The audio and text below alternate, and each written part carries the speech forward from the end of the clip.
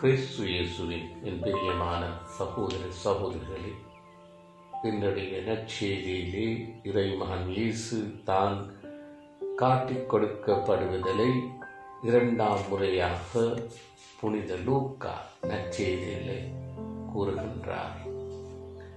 என்று இந்த உலகத்திலே நாம் மாட்சிமையும் புகழ்ச்சியும் ஏற்றுக்கொள்ள விரும்புகின்றோம். அதை தவிர தும்பியில் நிறைந்த வாழ்வை ஏற்றுக்கொள்ள அஞ்சுகிறோம். எனவே இன்று இயேசு நமக்கு தருகிற ஒரு அற்புதமான படிப்பினை, சிலுவை கனை ஏற்றுக்கொள்ள நாம் பின்வாங்கலாம். ஆயினும் நம்முடைய வாழ்வின் மீட்பு பெறுவதற்காக அது ஒன்றே நமக்காக தீர்வு.